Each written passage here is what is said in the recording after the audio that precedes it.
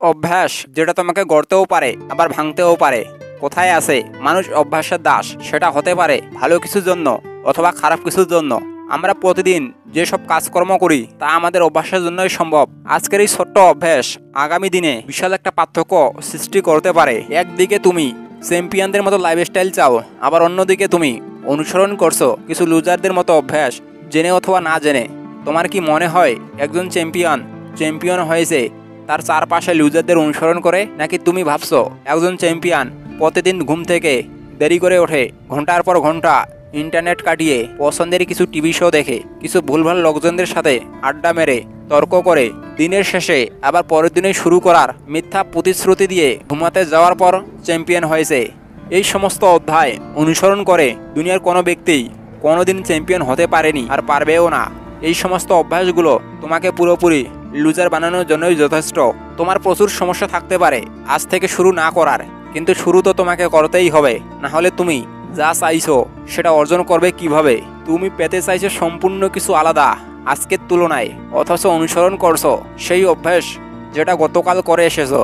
তাহলে আলাদা কিছু ঘটবে কিভাবে? এটা কতটা অবাস্তব একবার ভেবে দেখো। তুমি উঠতে চাইছো হারে সর্বোচ্চ চূড়ায়, অথচ চলতে থাকছো সমুদ্রের দিকে। কষ্ট দু ক্ষেত্রেই আছে, কিন্তু ওই কষ্ট ভোগ করাটা তুমি পছন্দ করছো জেনে অথবা না জেনে। অভ্যাস এক ধরনের ভাইরাস, এটাকে যত বেশি তুমি অনুসরণ করবে, প্রাধান্য দেবে, এটা তোমাকে সেভাবেই চলতে বাধ্য করবে।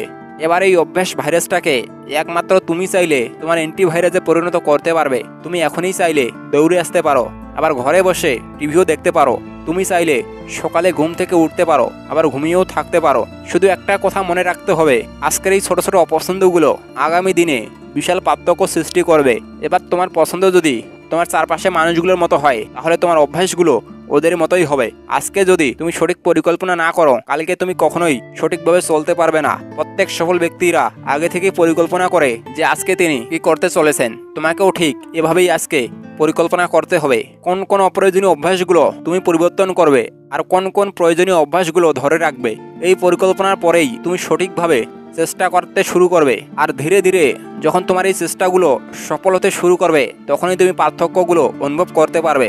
তুমি চাইলেই আজ থেকে পুরনো অভ্যাসগুলো ত্যাগ করে ধীরে ধীরে নতুন অভ্যাস গড়ে তুলতে পারো। 2 বছর, 5 বছর, 10 বছর পর কিন্তু তুমি যখন পাহাড়ের চূড়ায় পৌঁছে যাবে, তখন তুমি বুঝতে পারবে আজকের এই ছোট্ট ছোট পদক্ষেপ তোমার জীবনে কতটা গুরুত্বপূর্ণ পরিবর্তন আনতে সাহায্য করেছে। সুতরাং তোমার এখনকার এই ছোট্ট ছোট্ট পছন্দই কিন্তু সবকিছু, যেটা তোমার অভ্যাস বদলাতে সাহায্য করে।